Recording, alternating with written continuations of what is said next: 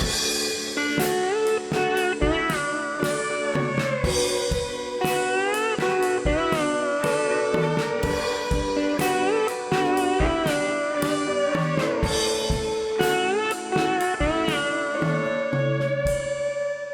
guys, it's John Stuart bringing you another episode of Bitcoin and the Arts. I'm glad to be back again. It's been a month. I guess I'll start out by giving a shout out to anti-war and Bitcoin not bombs and the whole, if you've been listening to the podcast, I'm sure you've heard about it, the Don't Expose Evil pro-peace meme contest. So if you've got any kind of artistic abilities and you think you can create a pretty cool meme, definitely enter that contest. You've got nothing to lose and a lot to win. We, the Yumi and BTC podcast, are sponsoring that, and we put up some prize Bitcoin for the runner-ups, and we're going to be picking the runner-ups ourselves. And there's lots of other cool prizes from lots of cool companies who are sponsoring it. Today, we're going to talk about Tidal, which is this new music streaming service platform thing that's come out, and it's been getting a lot of buzz, I guess, in the music community. This is once again not something that's directly related to Bitcoin, but I think as we get into this, I'll be able to show you guys maybe a few ways in how Bitcoin relates to this new Tidal thing that's coming out or is out. I'm not really sure. Anyways, there's a press conference video where Tidal was announced. So you could go watch the press conference yourself, but I could save you the 20 minutes and just say that there's a few minutes of Alicia Keys talking about how cool music is, and the rest of it is either introducing people or watching them sign a sheet of paper, which is their declaration of something. I don't know. It's kind of like supposed to be a declaration of independence or something like that. I guess they're trying to draw on that. So I guess the whole basis of this thing is that it's a streaming platform, just like Spotify basically, that's run by artists. And I guess one of the other things that they've pushed a lot is that it's high quality. They say CD quality, it's lossless digital audio. I don't know, it's kind of weird because they're selling this thing like it's a revolutionary idea, and basically all it is Spotify with higher quality audio that's owned by different people. They say it's owned by artists. They sell it like it's all about taking control of music again, like it's giving control back into the hands of artists.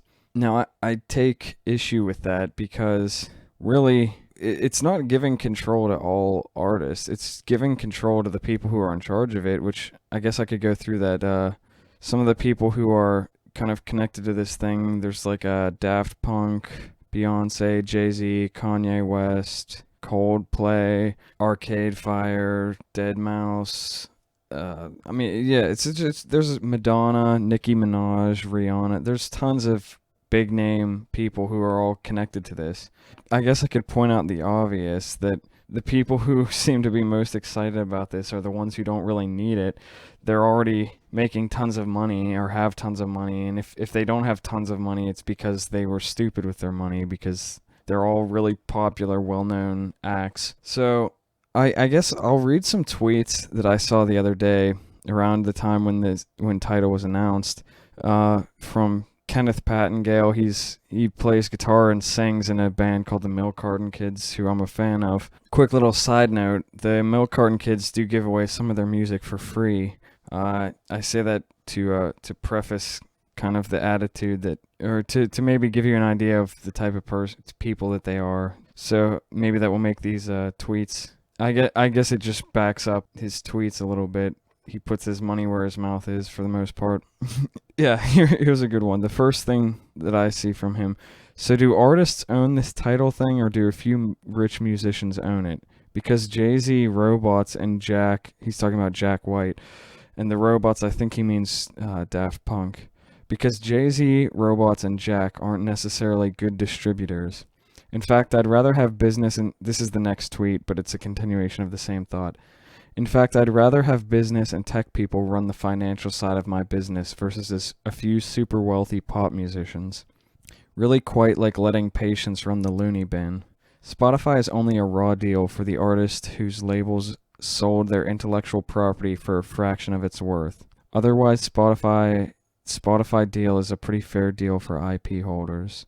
What's needed is fiscal transparency and non-hyped evaluation/valuation of the music economy, post-piracy, read streaming, and where to grow from there. At that point, we'll be able to collectively identify what a sound recording is worth in the modern era. So the streaming service owned by artists is a very divisive bit of rhetoric meant to misdirect your sympathy and capitalize on it. More like Tidal, music streaming owned by very wealthy artists who have an equity stake in said streaming business. Then he finishes up by saying, also, I'm a poor guitar player, so don't necessarily give a fuck about anything I say. Even though he kind of, at the end, he acts like, I don't know, he's a little too self-deprecating, because I think a lot of the things that he tweeted are pretty insightful, and I think he's definitely onto something. Yeah, I think, like I was saying, it's a bunch of rich musicians who are already popular who own this. So when they say it's owned by artists, it's still a bunch of rich people. It's not like everybody whose music is on there has some say in how it works. In this one tweet he says he'd rather have business and tech people run the financial side of his business versus a few super wealthy pop musicians. I think there's more in that tweet than you might get on first read, because he says the financial side of my business. He's saying music is a business. There's a lot that could be said about this. I could probably go on for a long time talking about it, but just in the context of this whole title thing, one of the things they said in the press conference video I watched at the end, they had a little clip where it was kind of voiceovers and stuff. One of the things that was said is that artists are not products. Well, the problem with that is that the reason people have such an issue, or I shouldn't say people, the reason that a lot of quote-unquote artists who happen to be these same rich people who own Tidal, the reason they have a problem with Spotify is because they think they're not getting enough money. I've never heard anybody have a problem with Spotify other than someone saying, well, Spotify rips me off. I can't help but wonder if you're not a product, if artists are not a product, then why is how much money you make such a big deal? I understand why people want to say that artists are not a product, because art is really important and music is really important to a lot of people, and saying that it's a product, it makes it feel cheaper to them, I guess. And I understand why people are like that. My thing is, if you don't think it's a product, then give it away for free. I mean, I give it away for free. I don't think of my music necessarily. Yeah, I mean, I really don't think of my music as a property or as a product, but I'm also giving it away for free. So you can't really talk out of both sides of your mouth on this. And the other point that Kenneth Pattingale, this guy, made on Twitter is that Spotify is actually only really bad if you don't actually own your intellectual property. If you're an IP holder, it's not that unfair. And he also points out how, of course, these big name musicians, the ones who own this are of course going to be really all for it, because it's good for them. When you're at that level and when you have as much exposure as a lot of those artists do, you do stand to gain a lot from something like this, especially if you own it. If you can figure out a way to get just a little bit more money than you do from Spotify, I mean, if you're getting millions of plays on your music, you could stand to gain a lot from this. The problem is, why does that mean that all the other poor artists, or the people who aren't getting that many plays or don't make that much money, how is this? I don't really see how this is going to benefit them, other than the kind of attitude, well, oh, the people that own it make music, so they're obviously going to know what's best for everyone else who makes music, so they can make these kinds of decisions and make a service like this, and it's just going to be perfect for everybody. Obviously, that's not really true at all. And the people who are owning this, I mean, this is a business. They still need to be making money from it. If you want to check out another video on YouTube, you can look up The Needle Drop. He's a music reviewer. He talked about Tidal. He made a kind of a vlog about it. his thoughts on it. And one of the things that he said is, why, if this Tidal thing is a business, just like Spotify is a business, why do these people think that they're not going to have to make the same decisions that people in charge of Spotify make? It's not like Spotify started out to say, oh, we're going to figure out how to rip off musicians and we're just going to screw everyone and make tons of money. I mean, maybe they thought that, but in the end, when you're a business, you have to make decisions that aren't always nice and friendly, because your business is at stake and you have to be profitable. And a lot of times art isn't profitable, and doing the thing that's most ethical or most desirable, the thing that people will like you the most for, isn't always what you need to do as someone in charge of a business. And I think that's one of the major issues with Tidal. But I think now I'm going to try to bring this around and explain to you how Bitcoin relates to this, at least in my view.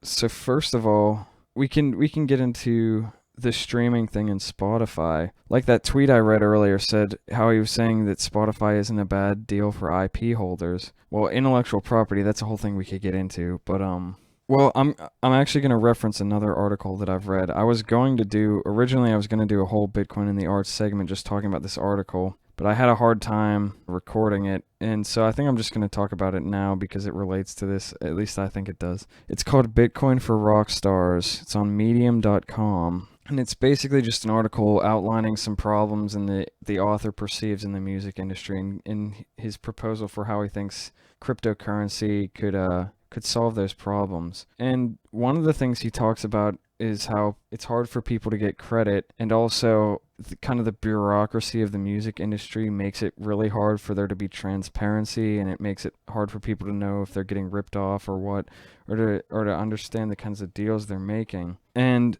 I think this is one of the issues with Spotify, because artists can complain about how they don't make enough money from Spotify, but then they're working for a record label who owns their intellectual property, who does all their promotion for them and stuff like that. Well, those people have to get paid for what they do to help you be a famous musician or a musician or whatever.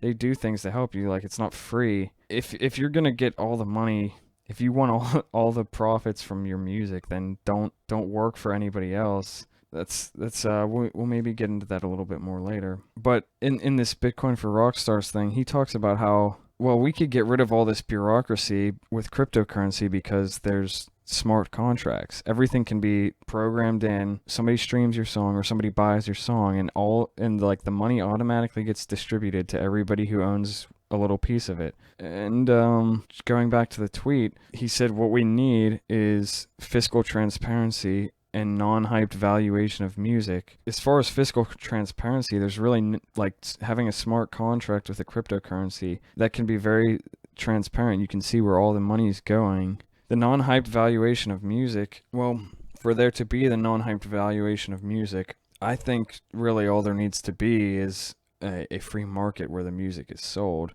I mean, the value of the music is determined by at least the monetary value of the music is determined by how much people are willing to pay for it. That reminds me, one of the things they said in the press conference was that they want to provide the best service for the consumer. Well, they're not doing that because there's already a best service for the consumer, and it's called piracy. There's nothing better than free music. So if people are going to just steal your music, obviously they're saying that it doesn't have monetary value to them. If that's true, you can't really complain as an artist. You can't force people to buy something they don't think is worth money. With things like Kickstarter and Indiegogo, I think it's pretty evident that people think art and creative projects and things like that are worth money because they're willing to, if the artist is being transparent and if they know that the money is going directly to the artist, they're willing to spend money on it. People really are. Even things that they could potentially get for free otherwise. And that's a really important point. That's also something that I see as related to Bitcoin, because if you were to say be an artist and accept Bitcoin, you can be your own financial manager very easily. There's transparency and there's also security, and you don't have to worry about other people dealing with your money. you don't have to worry about someone like Spotify or whatever. I mean, obviously, for an artist, it might be worth it to give a little money to Spotify so that they can actually host your music and stream it and provide all those services, because not all artists want to take care of all that administrative and technical stuff. Yeah, I guess also related to this, one of the things that they keep saying is that this is owned by artists and this is owned by artists, and the people who own this, no, they're artists and all this stuff. It's like, well, yeah, they're artists, but at the end of the day, it's still a streaming service owned by someone else. If you're a musician and you've gotten screwed over because all these other people are the ones distributing your music, or they're the ones who own your music, the solution isn't to have someone else like you control everything. The solution is that you control everything, or you can also pay someone to do these things for you if you don't think that you have the ability to do it yourself. But at that point, it's still, you have control over how it's being distributed, because you get to decide who does it. Now, the good thing about this Tidal thing is it offers people an alternative to Spotify, and that I think that's good. That's competition. That's good. But it's being sold as this thing where it's like, oh, we're artists and we own this streaming service, so we know it's going to be good for you. But really, the issue is that everybody's different. Every artist is going to need different things, and different things are going to work for different artists. Having someone else control everything, even if they are another musician or another artist, that's not a solution. It might work for some people, and so from that perspective, I think it's good that there's now an option. But in the end, I really don't see Tidal being that revolutionary. I don't see it making that much of a difference, and I don't see it helping people so much that it's going to change everything, that it's going to get rid of piracy, it's going to take down Spotify, everything's going to be hunky-dory, artists are going to all make tons of money on their music, and they're never going to get ripped off. I don't think this is ever going to happen. And maybe to make kind of an ideological connection to Bitcoin right now, what art and music really needs, more than something like this where it's just going to be you're just transferring to a different master, it needs something where people are allowed to take control of their own things, which is exactly what Bitcoin does monetarily. It's saying, no, I don't want to choose between this bank and that bank. I want to have the option to be my own bank. I want to have complete control. I don't want to have to depend on somebody else if I don't want to. If you want to, you can. And I mean, you can use exchanges. They're centralized things. Just like if you're an artist and you want to use something like Spotify or Tidal or iTunes or anything else, you can. But don't expect that to be perfect. Don't expect it to solve all your problems. In the end, you really have to take responsibility for your own music, for your own art. I would hope that people start to realize, as we have something like Bitcoin now, the benefit of taking responsibility for your own things and realizing that you do have choices and you can control your own stuff. Like the tweet from Kenneth Pattingale, I think he said it perfectly. Streaming service owned by artists is a very divisive bit of rhetoric meant to misdirect your sympathy and capitalize on it. Just because they're artists doesn't mean they know what's best for you. And they're running a business. They may have to make decisions that aren't nice or aren't good for you. They might hurt you in some way. So I guess I'll say my final verdict on Tidal. I don't see it going very far or changing things very much. Hopefully what will happen is that I hope that people will start saying, no, I'm just going to take control of my own music. I'm going to take control of my own art, and I'm going to do what I think is best for it. That's really the only way you're not going to get screwed over. Not only does Bitcoin allow you to take control of things, but it also can enlighten you to the fact that you're able to do that and that there is a benefit to that. That's all I got. A little rambling, maybe not as super Bitcoin related as some people might enjoy, but it was something that I have been thinking about, and it's news. It's kind of interesting to talk about, so I thought it would be worth bringing up here. So I guess I'll see you a month from now. I have some things in the works now, some possible guests actually for Bitcoin and the Arts that I'm pretty excited about. So definitely keep an eye out and look for stuff to come, because I think there are some exciting things in the pipeline. See you all later, and see you next time. Yeah, that made a lot of sense.